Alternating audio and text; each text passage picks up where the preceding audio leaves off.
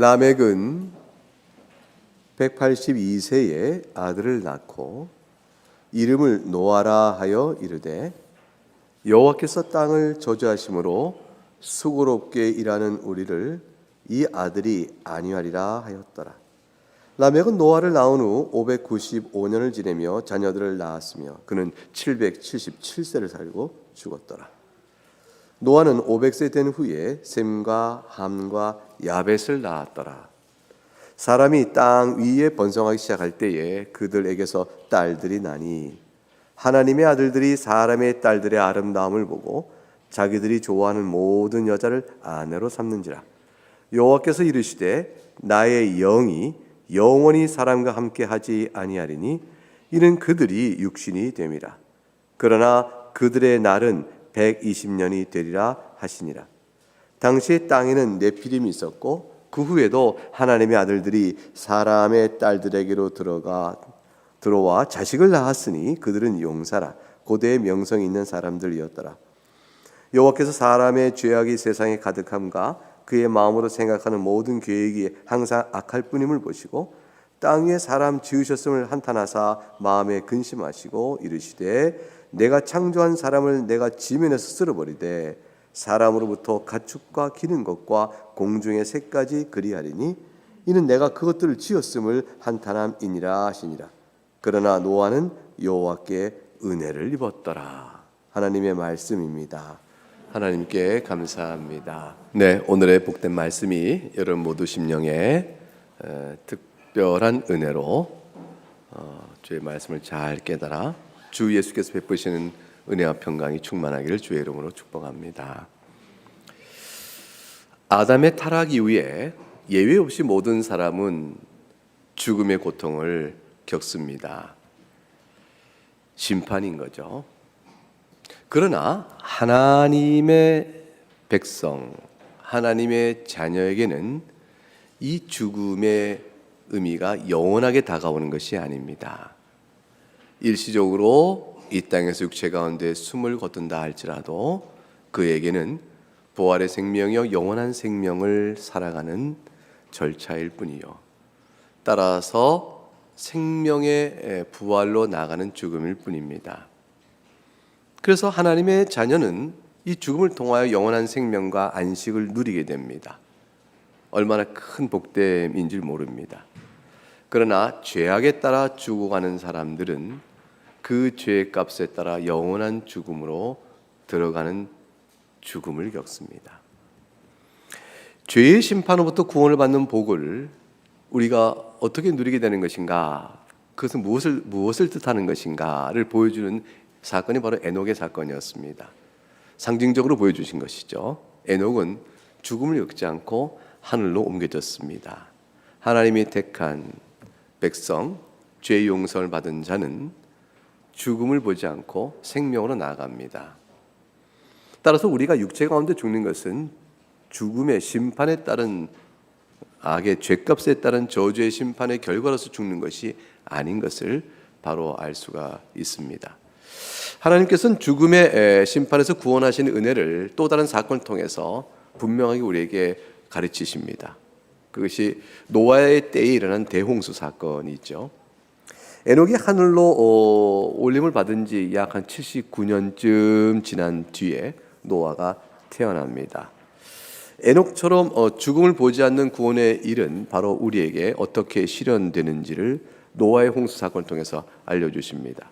하나님께서는 공의로 모든 악인을 반드시 심판하시며 그 심판받는 모든 악인은 영원히 하나님의 생명으로 분리된 채 죽음의 상태에 거하되 그것이 죽은 것이 아니고 살아있으나 죽음의 상태로 있는 것입니다. 그것은 저주요, 고통이요, 심판의 형벌 아래 있는 것을 뜻합니다. 그러나 하나님의 자녀들은 이 심판에서 구원을 받습니다. 그리고 생명을 누리게 되어집니다. 이 심판에서 구원을 받아 생명을 누리는 그 일이 어떻게 되어지는 것인가? 하나님의 은혜로 되어진 것이요, 하나님께서 은혜로 예비하신 방편을 통해 이루어지는 것이다. 이것을 노아의 대홍수 사건은 또 우리에게 말해줍니다. 그 방편이 바로 예수 그리스도로 이어지게 되어집니다. 따라서 오늘 본문에 나오는 노아의 이름이 아주 특별하여 이러한 사실들을 암시해주고 있죠. 창세기 5장 29절에 보게 되면 이름을 노아라 하여 이르되 여호와께서 땅을 저주하심으로 수고롭게 일하는 우리를 이 아들이 안위하리라 하였더라 되어 있습니다.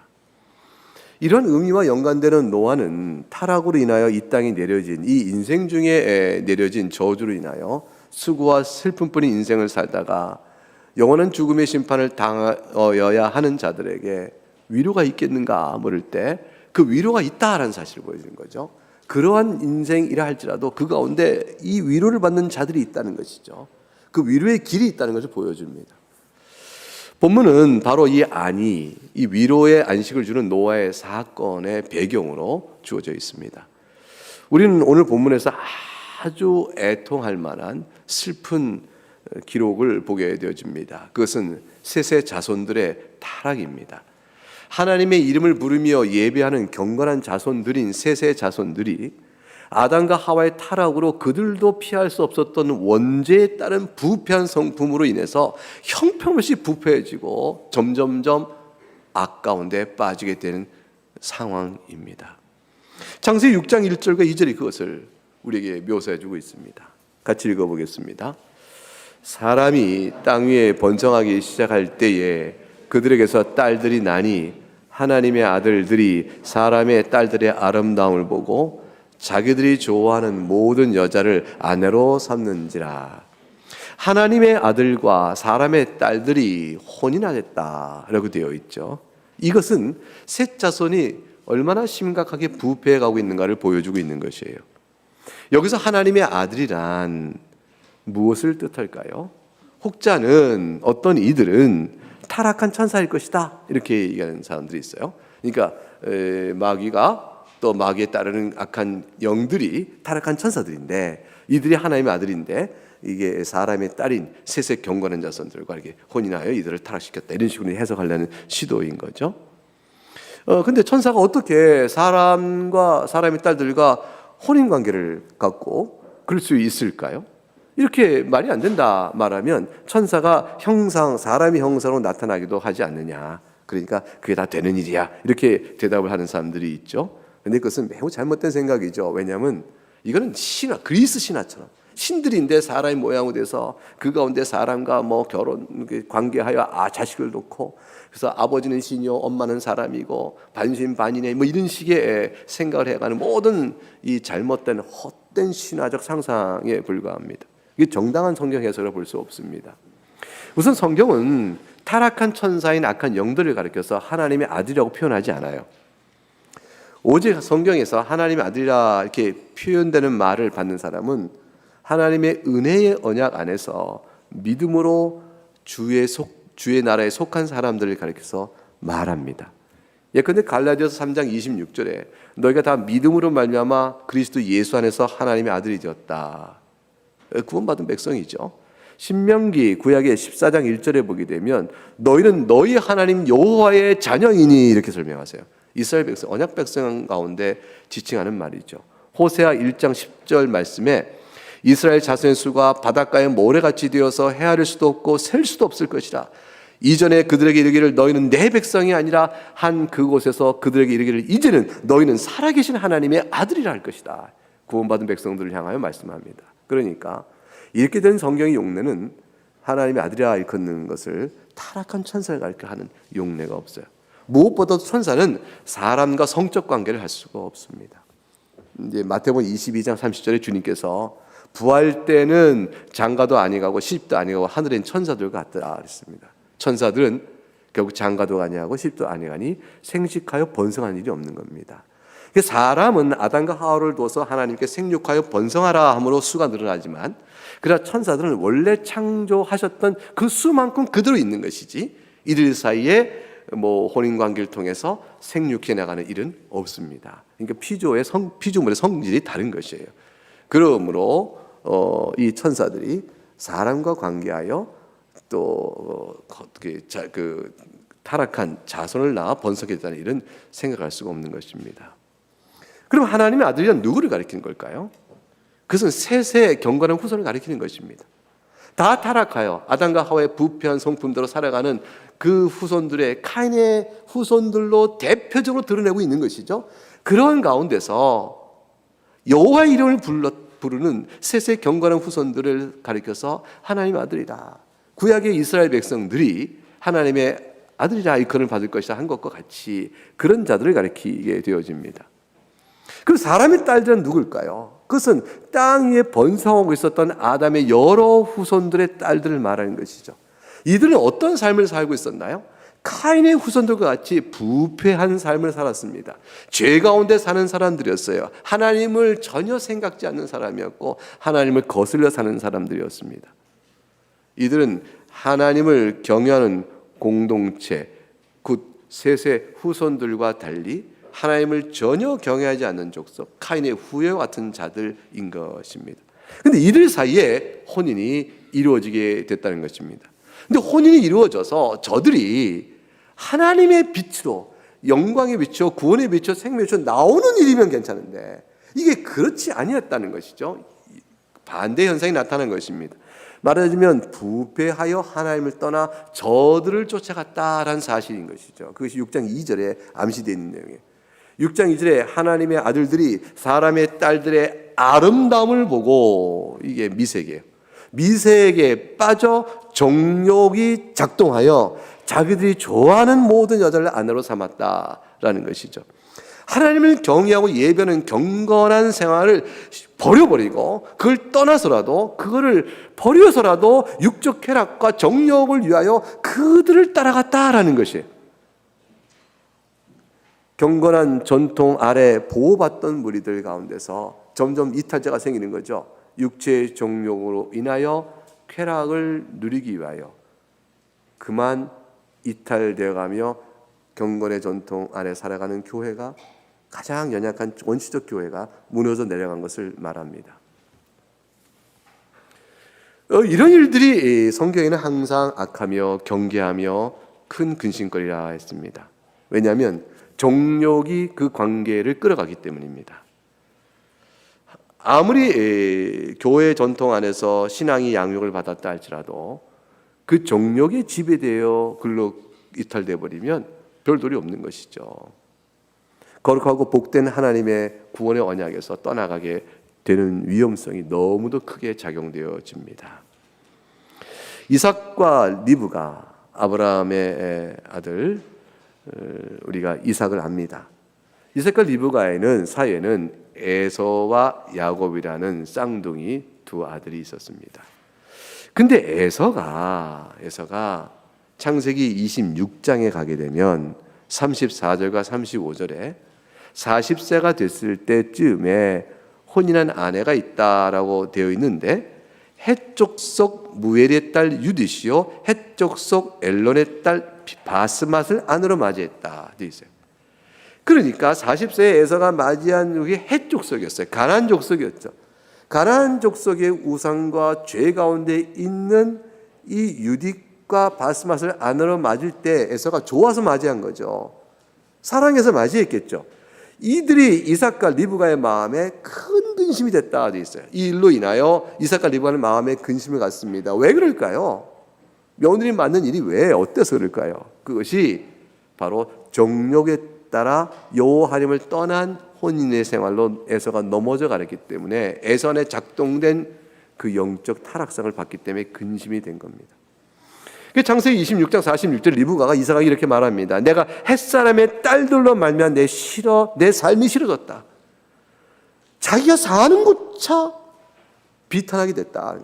이게 이제 영적으로 경건한 리브가가 여호와 하나님만을 사랑하고 예배해야 되는데, 에서가 그들에 끌려 에서도 하나님 떠나가고 며느리도 그렇게 되어진 상황 속에서 내가 내 인생이 어찌 이런가 싶어 자기 삶 자체가 저주스럽고 비탄스럽고 싫어졌다고까지 말하고 있는 거죠. 그만큼 고통스러운 거죠. 그러니 리브가가 이삭에게 이렇게 말해요. 또 하나 남은 쌍둥이 에서의 동생 야곱이 만약 이 땅의 딸들, 곧 그들과 같은 햇사람의 딸들 중에서 아내를 맞이하면 내 삶이 무슨 재미가 있겠습니까? 라고 말함으로 야곱에게서 자기의 친족에게 가서 아내를 얻도록 보내버립니다.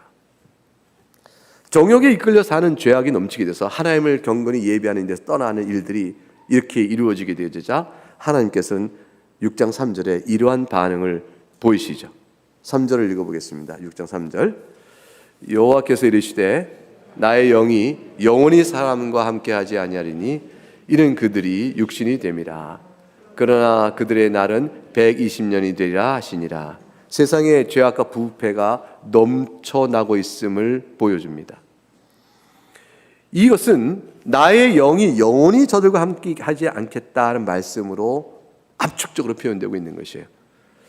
무슨 말씀일까요? 내가 저희와 함께 하지 아니하겠다. 이런 것은 더 이상 인간을 부패에서 떠나 회개하여 돌아오도록 하기 위하여 행하는 어떤 일도 하지 않겠다는 뜻이에요. 함께 하지 않는다라는 말은 함께 했을 때는 주님께서 영적인 각성과 책망과 돌이킴에 대한 은혜를 베푸셔요. 더 이상 그것을 하지 않겠다는 것이에요. 하나님이 떠나버렸으니 버려둠인 겁니다. 내가 함께함으로 저들에게 있어서 너희가 어떻게 해서 나홀에서 쫓겨났는가를 생각하라. 내가 너희에게 그럼에도 불구하고 메시아 오심에 대한 예언을 창세기 3장 15절에 아는 바대로 여인의 후손이 뱀의 후손의 머리를 짓밟을 것을 말함으로 그 약속의 소망을 주었지 않느냐. 그것을 너희가 상기하라. 너희가 어찌하여 이와 같이 악한 일을 즐겨야 하는가? 이것은 너희에게 선한 양심에 이미 그릇된 것이 아니냐라고 자꾸 책망하시고 잃어버렸던 그 기쁨을 상기시키고 너희가 다시 에덴을 바라보며 회복의 그날을 바라보며 주 앞에 나와야 될 것이 아니냐 하고 계속 말씀하시는 하나님의 일하심, 하나님이 영으로 하시는 일의 하심을 더 이상 하지 않겠다는 것이에요. 그래서 영으로 함께 하신다는 말씀의 뜻은 내가 저들과 논쟁하거나 저들에게 깨우치도록 자꾸 책망하거나 어떤 관계의 말들을 더 이상 하지 않겠다는 뜻이에요. 하나님이 이제 저들을 죄악 가운데 내버려 두어 더 이상 그러한 일들을 하지 않겠다. 하나님께서 이제 말하자면 환멸을 느끼신 거죠. 완전히 지쳐버렸다. 이제 너희를 완전히 포기해버린다는 의미를 담고 있는 것입니다. 왜 그러셨어요? 그걸 뭐라고 설명하고 있냐면 이는 저들이 뭐가 되죠? 육신이 됨이라 그랬어요. 육신이 됨이라는 말 속에 이미 담겨져 있는 거죠. 육신이 됨이라는 말은 육에 속한 사람과 같다는 말과 같아요. 고린도전서 2장 14절에 육에 속한 사람은 하나님의 성령의 일을 받지 아니하나니 저에겐 미련하게 보임이라 했어요. 육체의 정욕에 끌려가는 사람이요 성령의 일을 미련하게 여기고 그런 사람이에요. 하나님의 영을 받지 않는 사람입니다. 이런 자들이니 이제 마음이 돌처럼 굳어진 사람이요 더 이상은 하나님께서 저들에게 돌이키는 은혜를 베푸지 않게도 포기해버린 사람이 될 정도로 악하게 되어버린 사람이죠. 경건의 감각과 능력이 완전히 상실된 사람 존재가 되어버렸다라는 것입니다. 마귀가 그렇죠. 마귀가 그러합니다. 악에 복받쳐서 예수 그리스도께 행하신 가르침과 그의 선한 모든 능력의 역사마저도 이를 갈고 그것을 적대시하며 그리스도를 사역을 회방하고 죽이고자 하였던 결심하고 나섰던 자들의 마음이 돌처럼 단단한 것처럼 은혜에 대한 하나님의 영의 역사에 대한 감각을 스스로 굳혀버린 사람들이죠. 이게 결심한 거예요. 하나님의 은혜는 내가 받지 않겠습니다. 난 당신과 상관하지 않겠습니다. 아예 마음을 철문처럼 닫아버린 채 자기 안에서 하나님을 향한 판단의 일을 계속해가는 거죠. 이게 이제 마귀의 특성이에요. 마귀는 정죄하는 자다, 판단자다. 하나님을 예배의 대상이 아니라 하나님을 판단합니다. 이런 말씀을 듣고 따라할 말씀이 아니라 말씀에 대한 판단하는 거죠. 이게 문을 닫아버리게. 그렇게 된 자, 육체가 됨이라는 말 속에 담겨있는 영적 상태입니다. 그러니 주님께서 이렇게 심판을 해야 될 선언을 내리신 거죠. 그러니까 6장 3절은 하나님이 판결을 내실 때의 판결문의 이유가 됩니다. 너희가 이러하니라. 그러나 근데 3절 하반절에 하나님의 얼마나 오래 참으신 하나님인지 그 흔적을 남겨주셔요. 그러나 그들의 날은 120년이 되리라 하시니라. 이 심판하시기 전에 인간에게 주신 받은 회개의 기간이 120년이에요. 노아의 홍수가 이제 곧 임박합니다. 전부 쓸어버리십니다.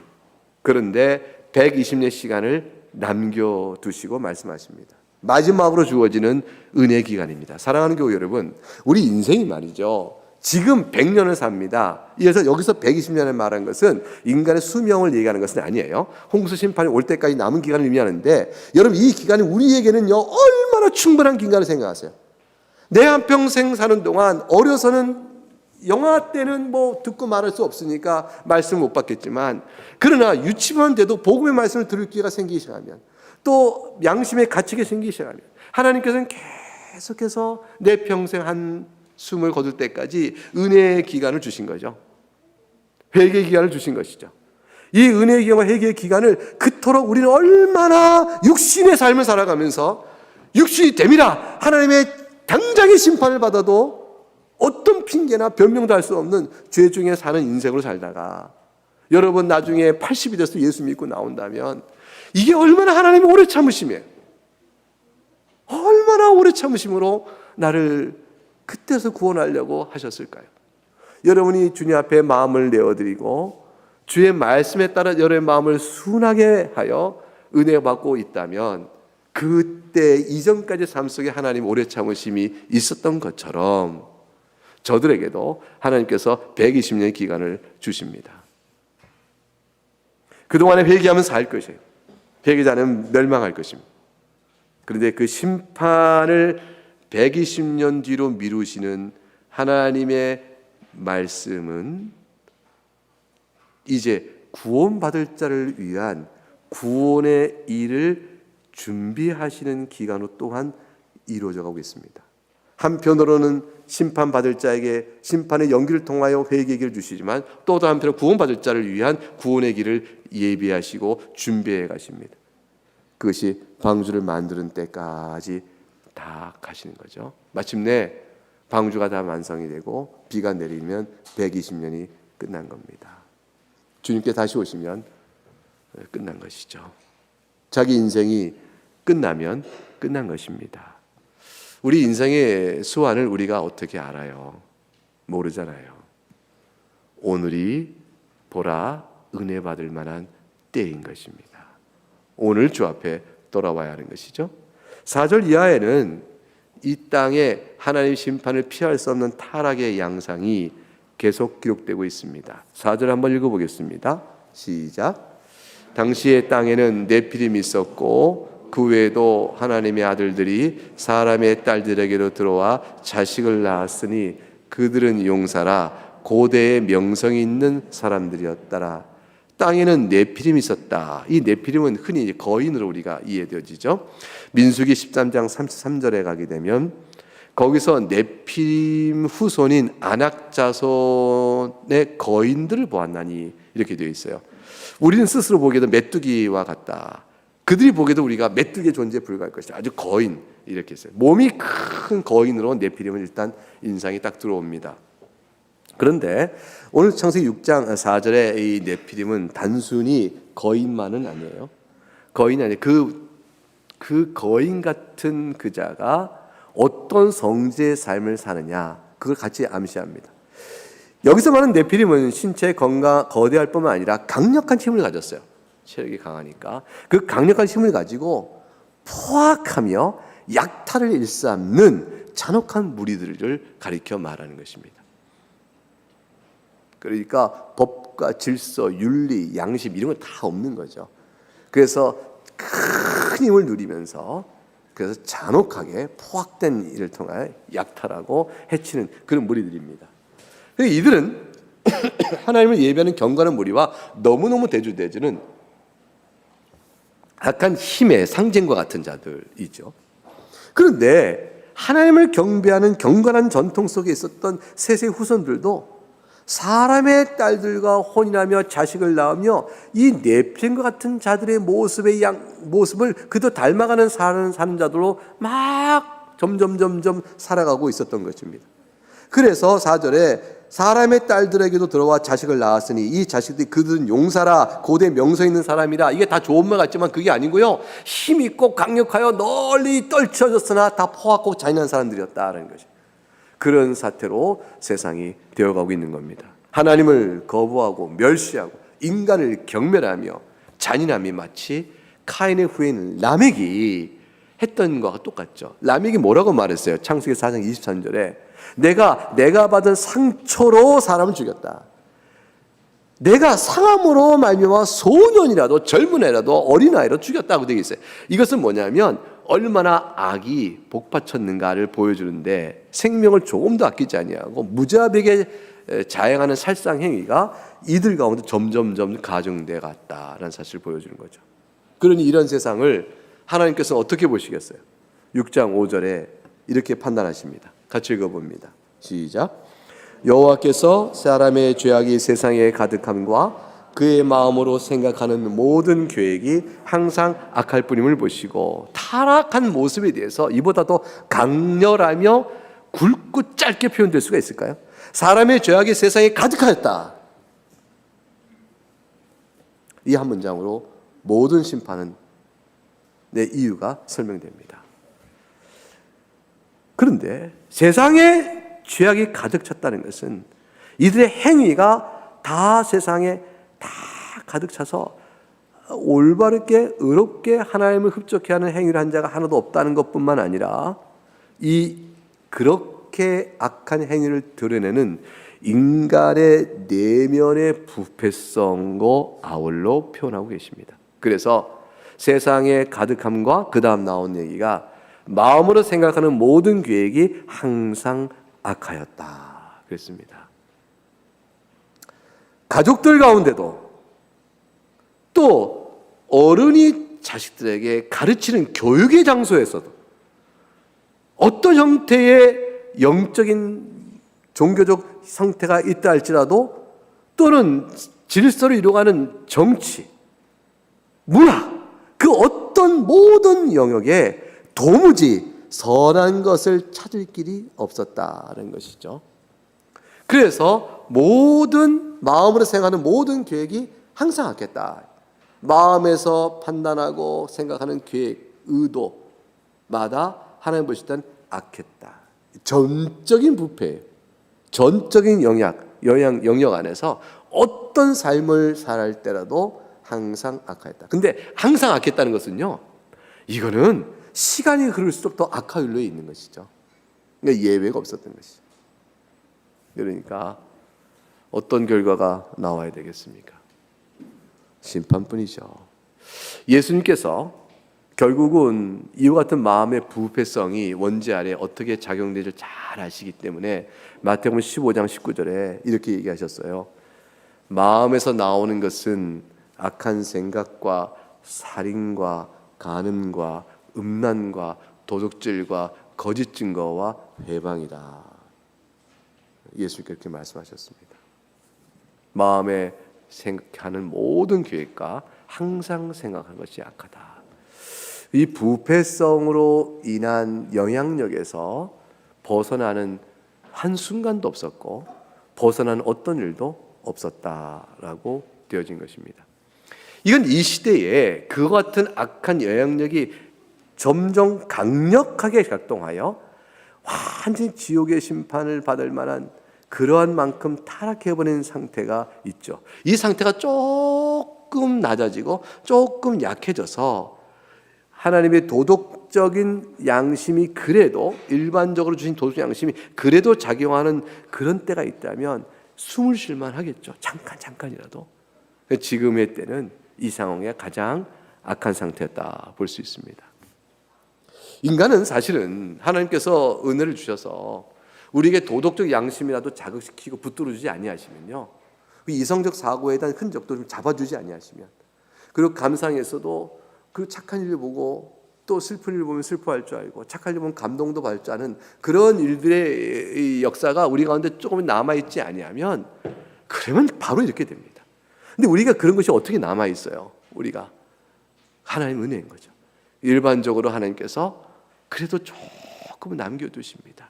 시대와 문화와 때에 따라 아주 악한 데도 있죠. 소돔과 고모라가 얼마나 악했으면 하나님이 종말의 심판의 예로 그걸 두셨고, 이 시대가 얼마나 악했으면 노아의 홍수 다 쓸어버리셨겠어요. 그러나 인간은 때마다 시대마다 조금씩 차이가 있지만 이 근본적인 악의 뿌리에서 자유로운 사람은 아무도 없어요. 여러분 이제 그 영문으로 된 책의 제목은 프로파일링이라는 책이 있어요. 프로파일링. 이 프로파일러가 있죠. 범죄자 심리 조사 분석하는 사람, 프로파일러. 요즘에 잘 나와요. 근데 범죄 심리 분석관인데 이 범죄 심리 분석관으로 계속 일했던 오스트리아의 한 사람이 책을 하나 남겼어요. 그 책은 53가지, 53가지의 사례들을 다 자기가 겪었던 분석해서 그걸 내놓은 책인데 우리말로는 번역이 인간이란 야수 이렇게 번역되어 있어요. 정말 잘 번역했죠. 인간이란 야수. 사람의 탈을 썼으나 그 내면의 부패성과 악함이 얼마나 드러나서 얼마나 참혹한 범죄를 아무렇지도 않게 범했는가. 거기에는 이제 말하기 어려운데 아무튼 상상하는 모든 극악한 죄악들을 이렇게 다른 사람의 고통을 즐기면서까지 해가는 악들의 사례가 많이 있습니다. 죄의 성질이 마음의 내면에 깊게 뿌리 잡고 있기 때문에 범죄자는 사실 멀리 있는 것이 아니에요. 그래서 유명한 말이 있잖아요. 원수는 너의 집 그늘 아래 있다. 그 사실은 그 범죄 수사한 사람들의 얘기는 속임수를 당했거나 구타를 당하거나 폭력이죠. 강간을 당하거나 또는 살해 같은 어떤 이런 범죄의 피해를 당한 사람들 가운데 대부분 많은 사람들은요 그 가해자의 이름을 정확히 댑니다. 뭐 때문에 그래요? 가까이 있는 사람들 가운데 당하는 피해이기 때문에 그런 것이죠. 왜 그럴까요? 내면이 부패 있기 때문에 그런 것입니다. 이 같은 죄악이 일상화되어 버린 거죠. 이런 죄악이 일상화되어 버린 이 세상에 대하여 하나님께서 내리시는 반응은 이러합니다. 6장 6절에 이렇게 되어 있습니다. 6절 읽어볼까요? 시작. 땅 위에 사람 지으셨음을 한탄하사 마음에 근심하시고. 한탄하시고 마음에 근심하셨다. 이 사람으로 따지면 한숨을 크게 내쉬고 탄식하시는 것이죠. 마음의 슬픔과 고통이 가득 찼다는 뜻이 돼요. 물론 이것은 오해하면 안 됩니다. 물론 이 표현이 하나님께서 무엇인가를 실수하셨거나 하나님이 지혜롭지 못하시거나 감정이나 충동에 따라 이런 영향을 받고 있다 이렇게 해석하면 안 됩니다. 하나님은 그런 분이 아니에요. 하나님은 지혜와 능력이 완전하신 분이에요. 그렇기 때문에 어떤 후회할 만한 오류나 실수나 그런 것이 있을 수가 없어요. 그럼 이 표현은 다 뭘까요? 하나님 앞에서 우리가 놓여 있는 이 관계가 또 우리가 행한 바가 하나님 앞에서 하나님의 법도와 그 말씀에 비추어 얼마나 악한 것인가를 우리로 하여금 알아듣게끔 말씀하시는 것이에요. 그러니까 하나님 마치 사람인 것처럼 표현하여 우리의 행함이 우리의 놓인 상태가 하나님 앞에서 어떠한 것인가를 보여주는 표현인 거죠. 하나님이 진노하셔서 내가 너를 왜 만들었던가, 너 같은 자를 만든 것을 내가 한탄한다라는 말은 하나님 자체의 실수가 있던 것이 아니라 마치 사람이라면 우리의 형태가 얼마나 악한가를 느끼는 반응을 하나님께 빗대어 우리가 하나님 앞에 어떻게 서 있는가를 보여주는 것이죠. 인간의 성종을 쫓아서 그리하여 우리가 하나님 앞에 내리시는 형벌을 받기에 왜 합당한가? 우리의 죄악이 얼마나 하나님 앞에서 악한 것인가를 보여주시는 말씀인 겁니다. 그리하여 하나님께서는 7절에 이렇게 선언해 내리십니다. 읽어보죠. 시작. 이르시되 내가 창조한 사람을 내가 지면에서 쓸어버리되 사람으로부터 가축과 기는 것과 공중의 새까지 그리하리니 이는 내가 그것들을 지었음을 한탄함이니라 하시니라. 쓸어버리라 하셨어요. 철저하게 파괴하시겠다는 것입니다. 그리고 그 대상은 전면적입니다. 예외가 없어요. 하나님께서 창조한 사람, 하나님의 형상을 만든 사람조차 그 죄악 때문에 벌하시거늘 사람들의 존재와 삶을 위하여 만드신 환경 안에서 살아가는 다른 짐승들, 가축과 기른 것과 공중의 새까지 다 멸하시는 것은 하나님의 심판 안에 다 포함되어 버립니다. 철저하게 멸하십니다. 하나님께서 너무 잔혹하실까요? 어떻게 하나님께 자신이 만든 자녀라 하는 자들을 이렇게까지 잘못했다고 해서 이렇게 잔혹하게 멸하실 수 있느냐? 그 잔인한 하나님을 나는 믿지 않겠다. 엉뚱한 소리 하는 자들이 있어요. 망령된 말을 하는 자들이죠. 그들은 뭘 모르냐면 자신이 범한 죄가 무엇인지에 대한 생각을 전혀 안 하는 것이에요. 부모에게도 자식이 잘못을 범해놓고 부모가 자식에게 벌을 내립니다. 그 벌은 자녀에게는 아픈 거죠. 아픈 게 싫으니까 나중에는 잘못했어야 하다가 나중에 화를 내버리죠. 너무 아파요. 왜 이렇게까지 아프게 해요? 라고 대들어요. 짜증을 내고 막 나 아프게 하지 마 이렇게 막 나 싫어 그러고. 근데 그 아이 마음속에는 자신이 부모에게 야단을 맞아야 돼. 그 잘못한 거에 대한 것이 무엇인가 이해가 없는 거예요. 하나님께서 이렇게 쓸어버릴 만한 심판을 내리신 것은 죄가 그만큼 무서운 것이기 때문에 그렇습니다. 하나님의 잔혹성 때문이 아니에요. 그 망발이요 하나님을 모독하는 죄입니다. 죄인은 그렇게 말을 해요. 죄의 성질에 따라서 하나님 마음에 두기 싫어하고 미워하니 하나님이 내리시는 형벌도 자신이 마치 제3자인 양 하나님을 판단하며 하나님의 공정성과 공의성을 비방하고 경멸하고 조롱하는 거죠. 자신의 죄악성을 돌아보지 않는 것입니다. 이런 태도는 우리가 세상에서도 보게 되어지죠. 억울하다. 너무 심하다. 라고 말해요. 자신이 가해한 죄에 대한 성격은 생각하지 않는 겁니다. 하나님의 심판의 무서움이 클수록 우리가 하나님께 대해 범한 죄가 얼마나 심각하고 무서운 것고 무거운 것인가를 알아야 합니다. 지옥이 있다는 것은 하나님께 대하여 범한 죄가 얼마나 크고 무서운가를 알게 하는 것이에요. 어떻게 지옥을 두느냐? 이건 죄의 성질의 판단이에요. 하나님이 어떤 분이신지를 조금도 생각하지 않는 자는 하나님을 가벼이 여기니 하나님께 받는 죄에 대한 벌을 과하다라고 말하게 되는 거죠. 이게 세상이 갖는 태도입니다. 우리가 참 죄를 가볍게 여기죠. 그래서 주 예수 그리스도의 은혜의 용서가 아니면 용서받지 못한다는 사실을 믿지 않는 겁니다. 마치 자신이 적당히 살아가면 또 의롭게 살아가려고 노력하면 괜찮은 거 아닌가라고 생각하여 자신이 범한 죄에 대한 내용을 가볍게 여깁니다. 그러나 사랑하는 여러분, 죄는 지옥의 형벌을 받을 만한 무서운 것입니다. 오직 그 일에서부터 면함받는 일은 주 예수 그리스도의 은혜뿐입니다. 그래서 예수 그리스도는 복음인 것입니다. 또한 그리스도인의 구원받은 우리들도 죄의 영향력이 남아있기 때문에 이 죄의 영향력과의 싸움은 피곤할 정도로 피 흘리기까지 해라 이렇게 히브리서에 나와 있어요.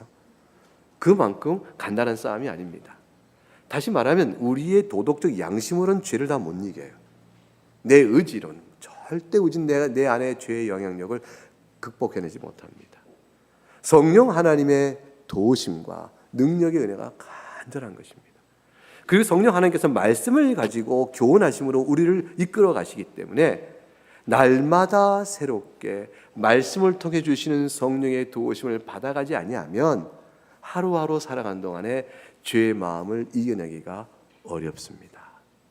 그러므로 우리는 하루하루 새로운 은혜를 구하여 받으며 나가야 하는 것입니다. 죄가 만약 정말 이렇게 심각하고 강력하다면 우리에게 소망이 있을까요? 아무도 소망을 가질 수가 없죠. 그런데 하나님께서 8절에 소망의 빛을 하나 열어준 것을 보여주십니다. 8절을 볼까요? 읽어봅니다. 시작. 그러나 노아는 여호와께 은혜를 입었더라. 노아도 예외가 아닙니다. 전적으로 부패한 자죠. 노아는 아담의 원죄에서 자유로운 사람, 노아는 아담과 하와가 처음 만들어질 때처럼 죄의 영향력이 없는 순전한 상태로 만들어진 사람, 그런 사람이 아니에요. 노아도 아담의 후손이란 말이죠. 그러니까 노아도 부패한 성품이 있습니다. 그런데 하나님께 은혜를 입었어요. 하나님의 은혜를 입어서 노아는 구원을 받고요, 노아는 죄와 거슬려 싸워갈 수 있는 기회와 능력도 주어집니다. 마치 우리가 그런 것처럼 노아는 그리스도 안에서 구원을 받아 성령의 도우심에 따라 살아가는 중생자의 모습을 갖게 되었더라라는 것입니다. 하나님의 특별한 은혜가 노아에게 주어지신 겁니다. 왜 그러셨을까요? 노아를 남겨두신 것은 여인의 후손으로 뒤에 오실 메시아 오심까지의 인류를 존속시키고 보존해 나가시는 일에 사용되고 있는 것이죠. 그러니까 노아 개인을 보존시키고 노아 개인은 그 은혜를 입어 살지만 노아 자신을 구원하실 노아의 후손으로 오실 그 메시아, 그로 인해 자신도 구원받을 것이기 때문에 하나님께서는 그런 염두를 두시고 노아의 가족을 살려두십니다. 그것이 메시아를 보내실 것이라는 창세기 3장 15절 약속에 실현해 가시는 하나님의 은혜인 것입니다. 얼마나 감사한지 몰라요. 그 은혜로 인하여 과연 노아의 줄기를 따라 다시 그리스도께서 오시고 지금 우리는 오신 그리스도로 인하여 영생을 바라며 성령의 도우심을 따라 살아가는 복된 하나님의 자녀가 된 것입니다. 이 말씀이 우리에게 커다란 은혜가 되고 한 인생을 살아온 동안에 영적인 위로와 담대함을 주실 수 있기를 주의 이름으로 축복합니다. 이제 함께 찬송하겠습니다. 기도를 모으겠습니다. 하나님 아버지 감사합니다. 우리가 노아처럼 은혜를 입었으니 이 모든 세상에 죄악이 가득하고 마음으로 생각하는 모든 계획이 항상 악한 이 세상에서 우리가 구원을 얻은 자가 되었습니다. 하나님 아버지, 하나님의 심판은 공의롭고 마땅합니다. 이것을 인정할 만한 죄의 인식이 있게 하시고 우리가 범한 허물과 죄가 또한 그러할지나 오직 예수 그리스도 안에서 이 모든 죄를 사함받고 죄의 형벌에 놓여지는 그 지극한 은혜가 우리가 있음을 생각하여 하나님의 자비롭고 긍휼이 풍성하심을 영원토록 찬미할 것임을 고백하고 또 엎드리게 됩니다. 하나님 참 감사합니다. 믿음으로 우리를 구원하심을 감사하며 하나님께 영광을 돌리기 위하여 날마다 주의 말씀으로 인도하여 역사하시는 성령의 도우심을 받아 새로운 은혜를 날마다 받아가며 주 앞에서 하나님 앞에 영광 돌리고 죄를 멀리해가는 그런 인생의 삶이 연약하지만 우리 가운데 지향되어지고 날마다 힘있게 역사되도록 도와주시옵소서. 주변에 있는 사랑하는 가족과 이웃과 세상에 있는 사람들에게 이 은혜의 복음이 전해지기를 원합니다. 하나님 아버지 감사하옵고 예수 그리스도 이름으로 기도하옵나이다. 아멘.